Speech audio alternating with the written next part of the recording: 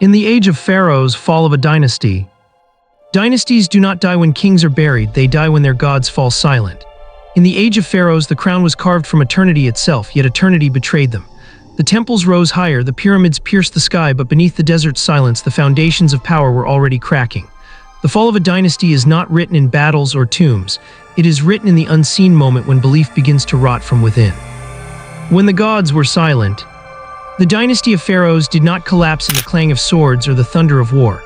It collapsed in the quiet. For centuries, the people of the Nile believed their rulers were more than men, that they were conduits of eternity, bridges between heaven and earth, the chosen vessels through whom the gods themselves spoke. But silence crept in where voices once thundered. The temples still stood, colossal and immovable, their columns carved with hymns to gods who demanded sacrifice, but the prayers that echoed inside them began to dissolve into doubt. What if the gods were not listening? What if the crown itself was an empty shell, glowing only because no one dared to look too closely at the darkness within? Dynasties die not in the moment of conquest, but in the moment when belief fractures. The first cracks in Egypt's eternal order were not political, not military, they were metaphysical. Pharaoh was God, Pharaoh was immortal, Pharaoh was the guarantee that the Nile would rise and the sun would return. But what happens when the flood fails, when drought lingers, when famine gnaws, when the people whisper that perhaps their ruler bleeds as they do? In the stillness of the desert, where voices carry like secrets across eternity, the silence of the gods was louder than any battle drum. It is easy to imagine history as a sequence of external blows, foreign armies breaching walls, traitors poisoning cups, conspirators drawing blades.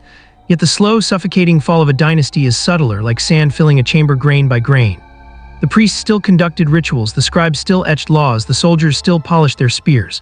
But the invisible contract between ruler and ruled, the sacred lie that Pharaoh was more than flesh, had begun to dissolve. The people did not need to shout rebellion, the silence in their hearts was enough. You must understand, Egypt's strength was never merely stone, gold, or armies. It was belief itself. The pyramid was not just a tomb, it was a metaphysical machine, a monument designed to enforce eternity upon human memory.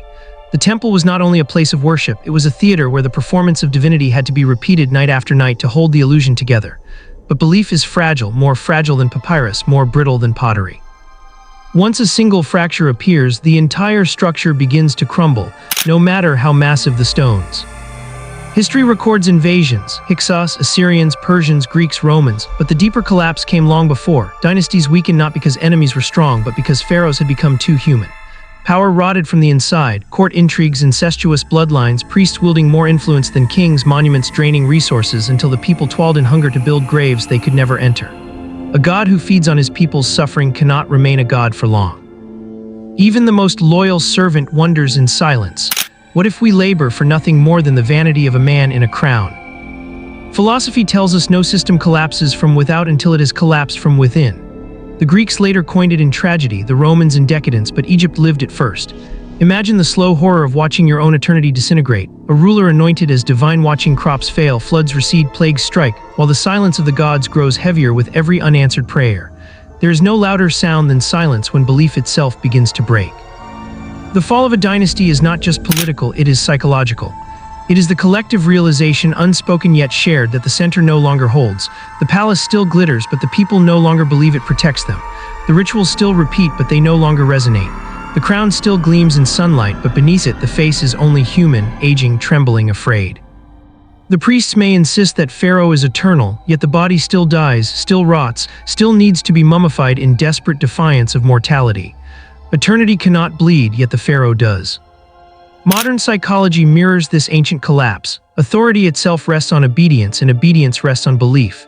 Stanley Milgram showed how easily humans submit to authority, even against conscience. But what happens when authority no longer convinces? When the illusion of divine command is pierced, obedience falters, and the system unravels without a single sword drawn. Egypt's dynasties fell not just by foreign conquest, but by internal disobedience, subtle refusals, the quiet rebellion of disbelief. What empire can withstand the corrosion of faith? Philosophers of power have always known this. Machiavelli, millennia later, warned rulers that fear without belief is unsustainable, for terror alone breeds revolt. Mitchell Foucault unearthed the truth that power is nothing more than networks of obedience sustained by invisible contracts. Egypt lived this long before ink met paper. The pharaohs discovered too late that divinity, once doubted, cannot be restored. One whisper that Pharaoh is only a man is enough to shatter 1,000 monuments. And yet isn't this the lesson buried beneath the sands, that every empire contains its own ruin, that the very claim of eternity guarantees collapse, for what is more fragile than the illusion of immortality? Each dynasty rose upon the corpse of the one before it, promising that this time eternity would hold, this time divinity would not falter, this time the gods would not be silent. And each time the silence returned. So you stand now, holding the page of a dynasty that believed itself eternal. You feel the weight of their silence, the futility of their stone, the emptiness of their rituals. And you must ask yourself, if the gods can fall silent, and kings can rot, and eternity itself can collapse into sand, then what power in your own life is still waiting to reveal itself as an illusion? The weight of stone, the fragility of belief. The pyramids still rise from the desert, immense, immovable monuments to eternity. Their symmetry defies erosion, their shadows stretch across millennia, and yet they are nothing more than stone, stone placed upon stone, lifted by hands that bled and broke beneath the sun. Pharaohs told the world these structures were proof of divinity, proof that the dynasty was unshakable, eternal. But stone is mute, stone is blind, and stone carries no truth except the one projected onto it. The true weight of empire was never in granite blocks. It was in the fragile fabric of belief that held them together. Consider how many hands, how many lives were spent hauling the limestone that sheathed the Great Pyramid. Tens of thousands of workers, each convinced or coerced that their labor served not a man but a god. What would happen if even a fraction of them had stopped believing? What if they saw their labor not as sacred but as exploitation? The illusion of eternity rests not in stone but in the human mind. Once the spell of sacred duty dissolves, the stones remain only as empty husks, monuments to coercion disguised as faith. Stone deceives because it survives. The walls of Karnak still stand, but the voices that filled them are long gone. The Sphinx still watches the horizon, but the meaning of its gaze has already shifted 1,000 times. Eternity was supposed to be carved into matter, yet matter itself cannot hold meaning. Without belief, even the mightiest structure is only debris awaiting interpretation. And interpretation is fragile, always slipping, always rewritten. Psychologists call this the problem of memory. Memory feels permanent, yet experiments reveal it to be endlessly malleable. Elizabeth Loftus showed how false memories can be implanted, how entire events can be fabricated within the mind, indistinguishable from truth. If memory is this unstable in a single human mind, what happens when an entire civilization's memory is at stake? The pyramid becomes a blank screen upon which each generation projects its own myth. The pharaoh may have intended eternity, but eternity is nothing more than the persistence of a question. What was this built for? Even the grandeur of empire could not escape entropy. Hieroglyphs fade, pigments peel, tombs collapse, scrolls burn. The Library of Alexandria, which might have preserved their voices, vanished into smoke. What remains is fragments, shards of text, incomplete records like bones without flesh. The fall of a dynasty is the fall of continuity, the collapse of a narrative once believed unbreakable. Without the story to animate them, stones are corpses of meaning. Philosophy has wrestled with this paradox for centuries. How can permanence and impermanence coexist? The ship of Theseus asked whether an object remains the same after all its parts are replaced. The pyramid remains standing, but after its stones have shifted, its purpose forgotten, its meaning rewritten. What is it really? Is it still the pharaoh's monument, or has it become something else entirely? A ruin is never what it was intended to be. A ruin is evidence of collapse disguised as survival. And yet, Egypt's rulers believed they had conquered time. Mummification itself was an act of defiance, a refusal to acknowledge decay, a desperate alchemy that tried to turn flesh into stone. But the embalmed body does not preserve the self, it preserves only the shell. The soul, if it ever existed, is absent. The mask of eternity cracks. The dynasty's attempt to outwit mortality only amplifies its failure. For the more elaborate the effort to deny death, the more evident death becomes. This is the psychological core of collapse. Denial creates fragility. Nassim Nicholas Taleb, in modern terms, describes systems as fragile when they depend on the illusion of permanence. The pharaohs built fragility into their empire by claiming eternity. For any disruption, any silence of the gods, any drought or defeat becomes not just a problem but a metaphysical crisis. When you build your power on the illusion of being unbreakable, the smallest fracture becomes catastrophic.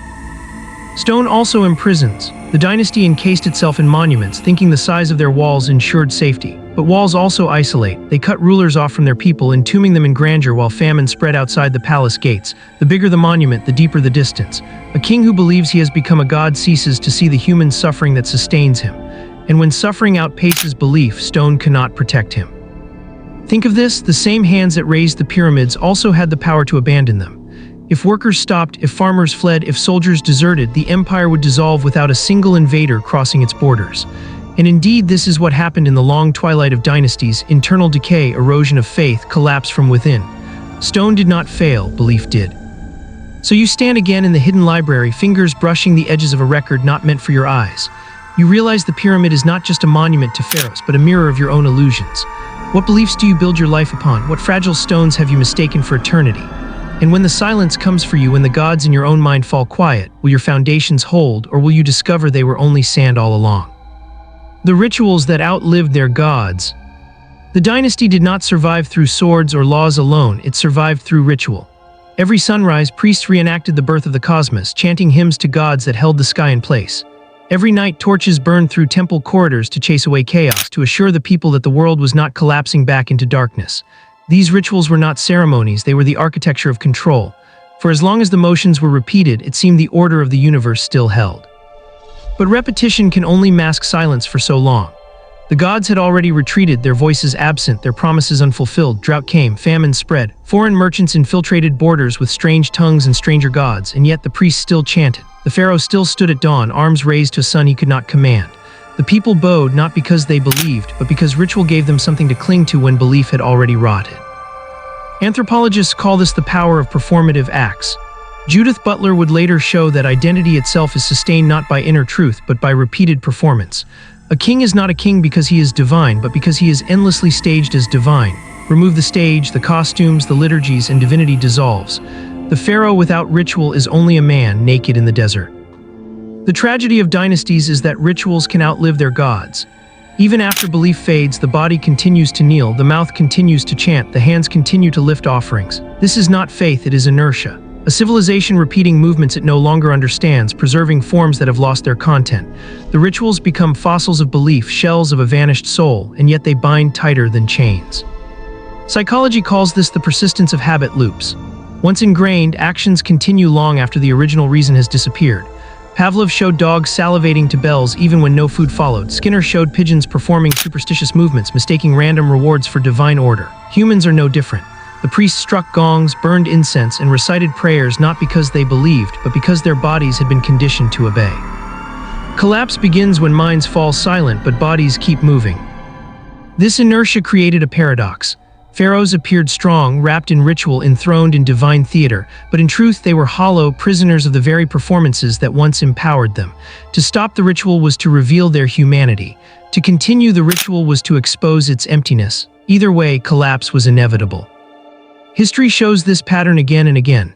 Rome still held its games long after its gods were dead. The church burned incense over empty relics while its power decayed.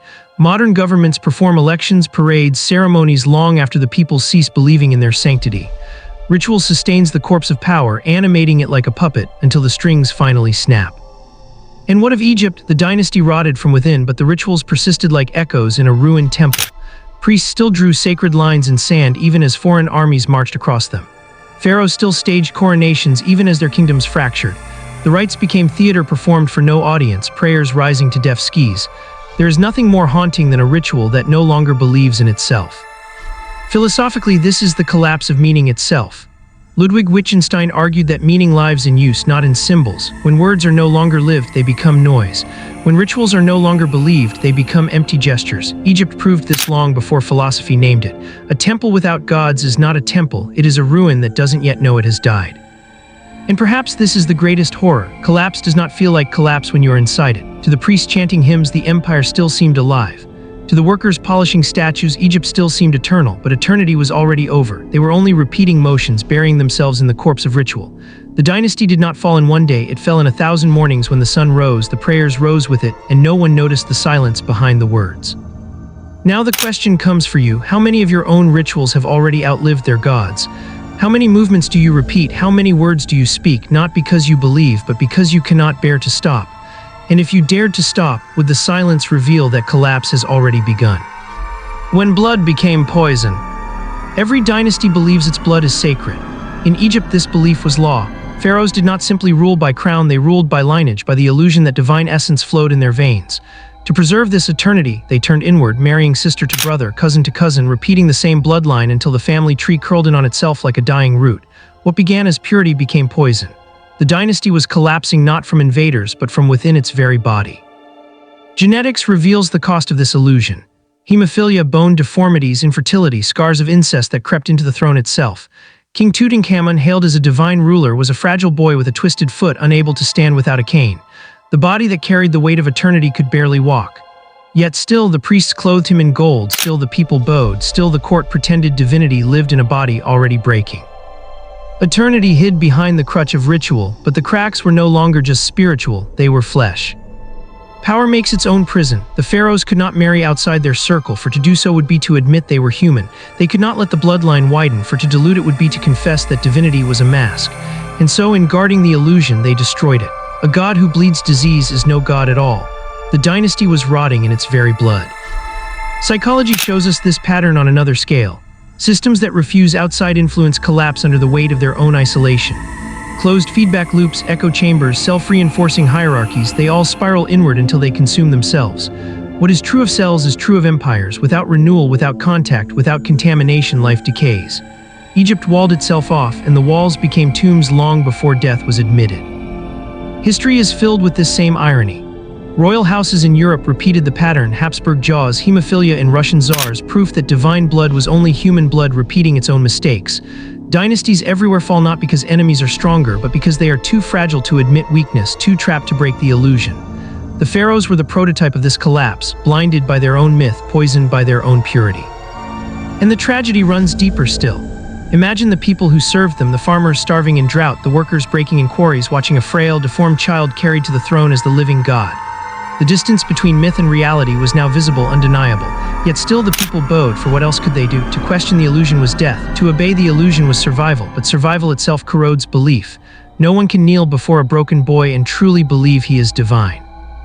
They knelt because they had to, not because they believed. And in that silent fracture, the dynasty was already dead. This is how collapse feels, not sudden, not explosive, but corrosive. The body of power rots while the theater continues. The crown gleams even as the skull beneath it crumbles. The priests chant even as their gods fall silent. The dynasty insists it is eternal even as its children are buried young, frail, diseased. The silence grows louder, the cracks more visible, the illusion harder to sustain. And yet, is this not the fate of every system that mistakes itself for eternal? Whether empire, ideology, or self, the attempt to seal purity, to preserve divinity, to deny contamination always leads to collapse. Life thrives on renewal, but eternity suffocates it. Egypt's pharaohs turned blood into poison, and the poison spread into the very foundations of their empire.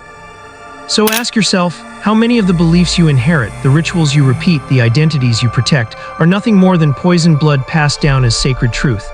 And when that blood finally reveals itself as decay, will you dare to spill it? Or will you keep drinking it until you collapse from within? The hunger beneath the monuments.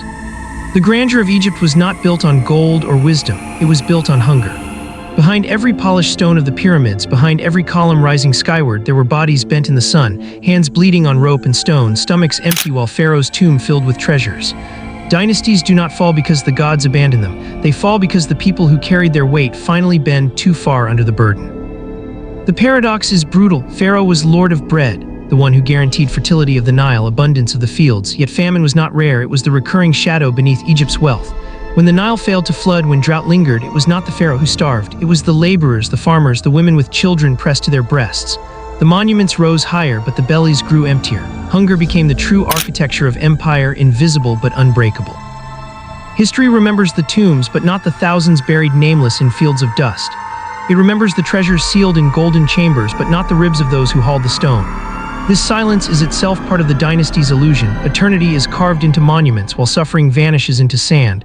But suffering does not vanish, it accumulates, corrodes, whispers in the dark, and eventually it erupts. Psychology reveals the same law. Humans can endure obedience, even cruelty, but hunger breaks illusions faster than fear. The Milgram experiment showed people obeying authority against their conscience, yet even the most submissive body cannot kneel if it is starving. Survival unmasks belief. When famine struck Egypt, obedience faltered, riots broke out, temples were plundered, granaries emptied. The people no longer bowed to gods, they clawed at bread. In that moment, divinity itself collapsed. This was the secret pharaohs feared most, that their power was not eternal, not divine, but dependent on grain. A god who cannot feed his people is no god at all. The crown was supposed to guarantee order, but order dissolves when hunger spreads. Even armies defect when their rations fail. Even priests abandon temples when famine persists. A dynasty can survive conquest, plague, even drought, but it cannot survive the erosion of belief caused by hunger. Philosophers have long known this hidden truth. Thomas Hobbes argued that authority rests on the promise of protection. Karl Marx insisted that ideology is nothing without material survival, that hunger unmasks the hollowness of power. Egypt lived these truths long before they were written. Every dynasty eventually faced the same collapse, the illusion of eternity rotting beneath the weight of empty stomachs. But pharaohs doubled down. Instead of loosening their grip, they built bigger monuments, staged grander rituals, extracted more labor. They mistook resistance for disorder and silence for loyalty. They believed hunger could be buried beneath stone, yet the hungrier the people became, the less they believed. The more they were forced to labor, the more clearly they saw that eternity was only theft dressed as divinity. The dynasty's monuments became its gravestones, its hunger, its undoing. Look again at the pyramids. To modern eyes, they are wonders of the world. To those who built them, they were mountains of hunger. Each block is a fragment of flesh, each ramp a trail of exhaustion. Eternity may be carved into stone, but the real story was carved into bodies, and bodies do not forget. The dynasty thought itself eternal, but hunger ensured it could never last. And now the question turns on you. How much of what you call civilization, how much of what you believe to be eternal, is built on the hunger of others? How long can your own monuments stand before the emptiness beneath them pulls everything into collapse? The knowledge that was buried.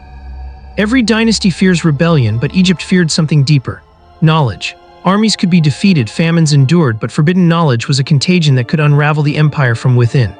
The pharaohs claimed to be the keepers of divine wisdom, guardians of cosmic order, yet the more they hoarded, the more fragile they became. For what happens when truth escapes the temple walls and reveals that the gods have been silent all along? The Library of Alexandria, centuries later, would burn, erasing texts that might have rewritten human history. But Egypt's suppression began long before the flames. The priests of Amun guarded sacred writings, restricting access to rituals, formulas, astronomical records. Knowledge was power, and power could not be shared. To reveal it would be to weaken the illusion. Better to bury scrolls in sealed chambers, to inscribe cryptic symbols only the initiated could decode, than to allow the people to know how fragile the dynasty truly was. This was not protection, it was fear, for knowledge corrodes obedience. If the stars can be predicted without gods, then priests are liars. If healing can be done by herbs instead of incantations, then Pharaoh's divinity is irrelevant. If death is not the gateway to eternity but the end of all things, then pyramids are vanity, not salvation. Knowledge does not overthrow empires with swords, it does so with questions. Philosophy has always recognized this. Socrates was executed not for treason, but for asking questions that undermine the sacred order of Athens. The Gnostic texts were buried not because they were false, but because they suggested salvation without priests. Power always buries truth because truth makes power unnecessary. Egypt was no different. But knowledge, like hunger, never stays buried. Fragments survive, whispers circulate. A scribe copies a forbidden scroll, a worker overhears a priest, a merchant spreads foreign ideas, doubt multiplies, and doubt is the first fracture in eternity. The people who once bowed without question began to wonder, if the gods are truly eternal, why must their secrets be hidden? If Pharaoh is divine, why must knowledge be forbidden? Psychology calls this cognitive dissonance, the unbearable tension between belief and evidence. Experiments show that when evidence contradicts conviction, the mind twists itself into knots, defending illusions at all costs, yet the knots eventually snap. The more the dynasty hid, the more people sensed it was hiding weakness, not strength. To bury knowledge is to admit fear, and once fear is visible, divinity is undone. The dynasty collapsed not only because of famine, corruption, or foreign invasion. It collapsed because the truths it buried could not be contained forever. Every sealed chamber eventually cracks. Every hidden scroll eventually surfaces. Every silence eventually becomes a scream. The pharaohs mistook suppression for control, but suppression is the slowest form of collapse. It is power poisoning itself with secrecy, one buried truth at a time. And perhaps this is the darkest lesson of all. What collapses an empire is never what is destroyed, but what is hidden. The pyramids still stand, yet the knowledge that once justified them has turned to ash. The temples remain, but their meanings are lost. The dynasty buried its wisdom so deeply that even it forgot where it was kept. What is a god without memory? What is an empire without truth? So I ask you, what truths in your own life have you buried so deeply that you no longer remember where you placed them? And when those truths rise again, will they free you or destroy you? When time became a prison. The pharaohs believed they had conquered time. Their monuments were not mere tombs, but machines of eternity designed to trap the present and extend it indefinitely. Each stone was a denial of decay, each inscription a defiance of forgetting. The dynasties carved their names into granite so that centuries would bow before their permanence. But what they created was not immortality, it was a prison made of time itself. Consider the pyramid, its geometry aligned with the stars, its chambers built to echo cosmic cycles, its corridors meant to mirror the journey of the soul after death. This was not architecture, it was ideology in stone. To step inside was to enter a world where time had already been conquered, where the Pharaoh's reign was eternal. But eternity is a paradox, for to freeze time is to suffocate life. Nothing grows in permanence. Nothing breathes in a world where change is forbidden. Philosophers have long struggled with this. Zeno's paradoxes remind us that motion is an illusion, that every step is infinitely divisible and thus never completed. The Pharaohs, without naming it, embodied this paradox. To preserve their names forever, they reduced themselves to immobile symbols. In seeking eternity, they ceased to be alive. They were no longer rulers of flesh and blood, but abstractions, hieroglyphs carved into silence. Modern psychology echoes this trap. Studies of memory show that when we cling too rigidly to the past, we distort it. False memories creep in, reshaping what was into what we wish it had been. The Pharaohs embalmed not only bodies but history itself, rewriting victories, erasing failures, staging eternity as theater. But no embalming lasts forever. Flesh rots, ink fades, stone erodes. Even the sun that once crowned the pyramids shifts in the sky. To fight time is to guarantee defeat. And yet in their failure lies the collapse of every dynasty. For what is an empire if not a temporary illusion of order stretched across chaos? The more rigidly it resists time, the more brittle it becomes. Like glass, it holds for centuries until the smallest fracture shatters it. The Pharaohs believed they had built unbreakable monuments, but those very monuments became their tombs. Time did not preserve them, it imprisoned them, locking them into a cycle where their glory could only decline. The strangest irony is that in their obsession with eternity, the Pharaohs became more mortal than anyone else. A farmer's life passes quietly, unrecorded, forgotten, but free of the burden of eternity. The Pharaoh's life is embalmed, carved, and remembered, but remembered as ruin. Which is truer immortality, to live briefly and vanish, or to live forever as a ghost of collapse? History itself becomes a paradox here, for every age believes it will last forever and every age collapses.